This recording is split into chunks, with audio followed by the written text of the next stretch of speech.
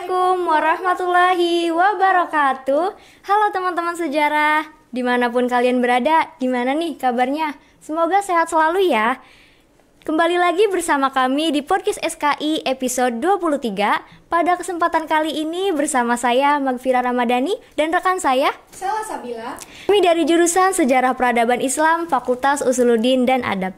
Di sini kami tidak sendirian, kami ditemani oleh narasumber yang sangat spesial nih. Selamat pagi Bapak. Pagi. Nah, biar makin seru karena kita kedatangan tamu spesial, yaitu Bapak Dr. Haji Anwar Sanusi MAG, yang mana akan memaparkan tema pada bulan suci Ramadan kali ini mengenai Ramadan dari berbagai sudut dunia, yang mana akan mengulas bagaimana Ramadan dirayakan di berbagai negara dengan tradisi unik mereka. Nah, hari ini kan kita mau ngebahas soal Ramadan. Jadi kalau kita ngomongin soal Ramadan, kita langsung kepikiran tentang ibadah, sahur, dan buka puasa. Tapi lebih dari itu, Ramadan bisa menjadi ajang untuk kita memperbaiki diri. Oh ya Bapak, kita boleh nih mau nanya-nanya. Boleh. Oke, mengenai pertanyaannya, di sini saya akan bertanya mengenai bagaimana cara umat muslim di berbagai negara dalam menyambut bulan suci Ramadan. Apakah ada tradisi khusus yang bikin suasana semakin meriah? Pelaksanaan Ramadan secara utuh hampir seluruh umat manusia atau umat Islam di dunia memang memiliki tradisi yang berbeda satu sama lain. Dikenal di kita di Indonesia istilah dengan kata padusan atau mandi atau kemudian nyekar. Tentu di negara-negara lain pun mengalami ataupun membuat perbedaan atau tradisi yang berbeda. Ada negara yang mereka justru ketika menyambut Ramadan mereka menata rumah, menata jalan, menata pernak-pernik keindahan sehingga suasana Ramadan itu berbeda dengan suasana yang lain. Mereka mempersiapkan lampu-lampu yang megah, lampu-lampu yang mewah demi membedakan ini loh bulan suci Ramadan. Ada negara yang memang mereka mempersiapkan Ramadan itu dengan silaturahmi. Mereka berkunjung seolah meminta maaf atau ta'afuf. Sebelum datangnya Ramadan mereka kemudian berkunjung dari satu rumah ke rumah yang lain. Bahkan tidak mereka mempersiapkan untuk sahur bersama dalam rangka memunculkan rasa kasih sayang. Kasih sayang di antara mereka sehingga wujudnya betul-betul Ramadan itu betul-betul mereka sambut dengan ketulusan dan yang keikhlasan. Ada lagi yang memang unik adalah ketika Ramadan mereka mempersiapkan semacam sirine atau peledak atau apa ya. Yang itu dentuman itu adalah menandakan bahwa terjadinya peralihan ke bulan suci Ramadan itu dengan dentuman kalau di kita kayak seperti Maryam itu, atau di bahasa-bahasa di kampung saya dikenal dengan peletokan ataupun apa. Yang itu memang unik-unik. Ada juga yang kemudian mereka mandi khusus menyambut Ramadan. Mereka rame-rame mendatangi tempat-tempat yang istimewa demi menyambut kesucian Ramadan. Artinya bahwa secara utuh tradisi yang berbeda satu sama lain ini menggambarkan bagaimana mereka bahagianya, bagaimana mereka senangnya akan kedatangan bulan yang dirundikan atau bulan yang dihormati, yakni bulan suci Ramadan. Wah, menarik banget Pak. Ternyata banyak cara unik umat muslim di berbagai negara dalam menyambut bulan suci Ramadan ya. Setelah kita tahu bagaimana berbagai macam negara menyambut Ramadan, sekarang kita akan bahas. Oke baik Pak, selanjutnya itu kita mau tahu umat muslim yang tinggal di negara dengan siang atau malam yang super panjang, gimana sih cara mereka dalam menjalani ibadah puasa? Baik, kita tahu bahwa tidak semuanya tata kehidupan di dunia ini merata. Artinya bahwa siang 12 jam dan malam juga 12 jam. Ada kalanya yang malamnya hanya 8 jam, kemudian siangnya 16 jam. Juga ada juga yang malamnya yang 16 jam, kemudian siangnya yang 8 jam. Di sisi yang lain juga memang Allah menciptakan manusia, Allah menciptakan Banu Adam ini berbeda dengan kekuatan masing-masing. Artinya apa? Bahwa selain dua hal yang saya sebutkan tadi, faktor cuaca juga memang tampak akan berbeda.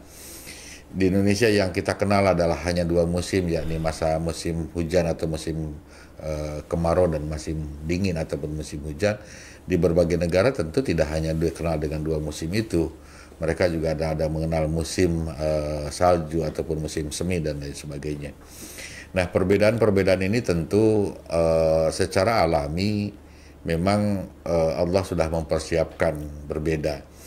Contoh umpamanya teman-teman ataupun saudara-saudara kita yang di Afrika yang notabene mereka berhadapan dengan cuaca panas, mereka memang Allah menakdirkan mereka kuat untuk berhadapan dengan cuaca panas.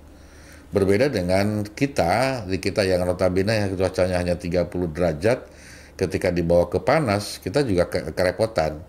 Tetapi orang-orang Afrika yang saya sebutkan tadi, mereka yang hidup biasa di panas, ketika mereka dibawa ke tempat kita yang dingin ataupun ke daerah-daerah tertentu yang dingin, mereka juga akan kelelahan. Maka Allah menciptakan alam semesta ini sesuai dengan kadar masing-masing. Oleh karena itu, berkenaan dengan perbedaan puasa, saya pikir ataupun perbedaan waktu puasa, sesungguhnya Allah sudah menciptakan sesuatu yang sangat-sangat adil sekali. Wah, pasti tantangannya luar biasa ya Pak, tapi mereka tetap bisa menjalani ibadah puasa dengan keadaan yang ada. Nah, kalau bicara soal dukungan, bagaimana sih kebijakan pemerintah di berbagai negara dalam mendukung umat muslim berpuasa, entah itu dalam dunia kerja ataupun sekolah? Ini yang cukup menarik sesungguhnya. Kenapa? Karena kita melihat tidak semua negara hadir mengurusi persoalan agama. Tetapi secara umum bahwa mereka menghormati sekali terhadap bulan suci Ramadan, termasuk di dalamnya adalah di Indonesia. Di Indonesia yang kita pahami bagaimana hadirnya pemerintah untuk memberikan keistimewaan bagi warga masyarakat yang menjalankan puasa, sehingga jam kantor pun kita dikurangi dari yang biasanya jam 7.30 kita masuk, ataupun jam 7 kita masuk, sekarang menjadi jam 7.30, kemudian jam pulang yang biasanya jam 16 atau jam 4 sore, kemudian maju ataupun ditarik 30 menit di 15.30 atau jam 3.30. Di negara-negara yang lain pun sama pada prinsipnya bahwa jam kerja mereka, jam sekolah mereka mendapat keistimewaan dari negara-negara tertentu. Bahkan ada hal yang unik, memang ada yang sangat bisa kita contohkan, bisa kita ikuti, yakni adalah ketika bagaimana peran pemerintah bisa melakukan hal yang terbaik, menyediakan makanan dan minuman untuk masyarakat yang sedang berpuasa. Dan mudah-mudahan kondisi Indonesia yang sedang digarap oleh ataupun yang sedang dipimpin oleh Pak Prabowo ini bisa menghadirkan bagaimana kemudian bisa Ramadan, bisa makanan dan minuman disediakan oleh negara. Mudah-mudahan ini menjadi harapan kita untuk negara yang kita cintai. Ya, ternyata banyak juga ya negara-negara itu yang masih memberi kemudahan bagi warganya yang sedang berpuasa. Sekarang kita beralih ke hal yang gak kalah seru nih Pak, yaitu terkait makanan berbuka puasa. Kalau kita ngomongin tentang makanan berbuka puasa, apa aja sih makanan yang khas di berbagai negara, dan adakah yang berbeda dari negara Indonesia? Kalau bicara tentang makanan secara umum, kita tetap mengambil kembali pada satu kaidah, yakni bahwa apa yang dilakukan oleh baginda Rasul di mana disunatkan berbuka puasa dengan kurma, ini menjadi sebuah tradisi di berbagai negara pun sama. Artinya bahwa ketika mereka berhadapan dengan masa takjil atau masa berbuka puasa, mereka mau makan kurma dengan hitungan yang ganjil. Itu menjadi hal yang lumrah terjadi dimanapun. Tetapi memang selain kurma, memang ada beberapa makanan yang menjadi unggulan dari masing-masing negara, yang itu memang hanya disajikan di bulan suci Ramadan. Seperti di Indonesia mungkin dengan kolak, dengan jus yang lain. Yang ini yang tentu memang berbeda dengan negara yang lain. Artinya bahwa ada spesifikasi, ada penghargaan khusus, penghormatan khusus terhadap Ramadan, sehingga makna Ramadan itu terasa betul di kalangan kita, sehingga kita bisa merasakan adanya hal-hal yang indah di bulan suci Ramadan ini. Oke, seru banget ya Pak. Kalau di Indonesia itu yang biasanya kita tahu kan identiknya sama takjil, entah pun kolak ataupun gorengan. Ternyata di negara lain itu punya tradisi makanan yang berbeda-beda. Nah, masih terkait dengan Ramadan, di berbagai negara ini kita penasaran nih Pak, apakah ada negara yang memiliki cara berbuka puasa yang unik dan berbeda dari kebanyakan negara muslim? Secara utuh tidak ada, hanya artinya bahwa cara berbuka mereka sama. Ada yang mungkin yang langsung makan, ada yang mungkin tadi dengan kurma dulu. Kemudian itu sih mungkin masing-masing berbeda tergantung dari kadar kemampuan masing-masing. Tapi memang idealnya atau yang disunahkan oleh baginda Rasul tidak makan makanan yang berat-berat dulu. Disunahkan justru kalau bisa tadi dengan kurma yang hitungannya ganjil. Bahkan ukuran saya mungkin yang lebih baik adalah dengan minum air yang hangat, jangan yang dingin. Kenapa? Karena pertimbangan kita bagaimanapun kondisi badan ataupun kondisi suhu badan belum yang dari pagi ataupun mungkin ya dari pagi lapar. Kemudian ketika dimasuki dengan air dingin akan memiliki efek yang kurang bagus. Tetapi kalau kemudian diberi dengan air hangat itu akan jauh lebih bagus. Syukur-syukur kalau tadi sebagaimana yang diilustrasikan dengan makanan yang dengan minuman yang manis, teh manis, itu saya pikir mungkin akan jauh lebih baik. Ternyata banyak cara unik yang bisa kita temuin di berbagai negara. Semoga kita bisa menjalani ibadah puasa dengan penuh kebahagiaan. Oke Bapak, setelah tadi kita ngobrol-ngobrol, boleh kali Bapak kasih pesan atau tipsnya untuk teman-teman semua agar lebih tetap optimis dalam menjalani puasa?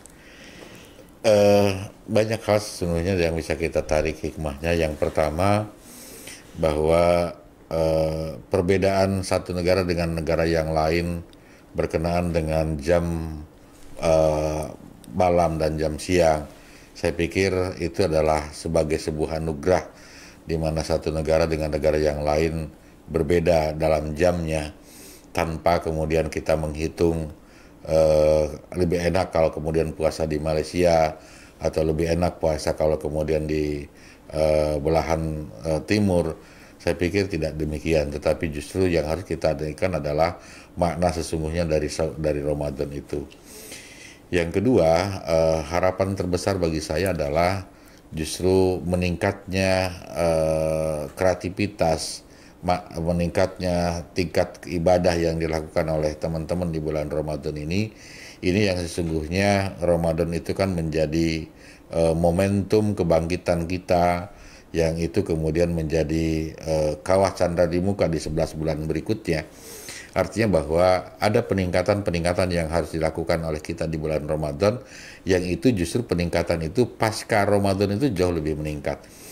Yang saya katakan, yang saya maksud adalah bagaimana kemudian teman-teman yang biasa sholatnya hanya melaksanakan yang wajib 5 waktu, mungkin di era Ramadan sekarang kita akan bertambah, apakah kemudian ditambah dengan duha atau kemudian ditambah dengan qiyamul lail pada malam hari. Dan ini tentu berharap saya bahwa ini berlanjut pada bulan-bulan berikutnya, termasuk juga di dalamnya adalah kreativitas kita dalam membaca ayat suci Al-Quran.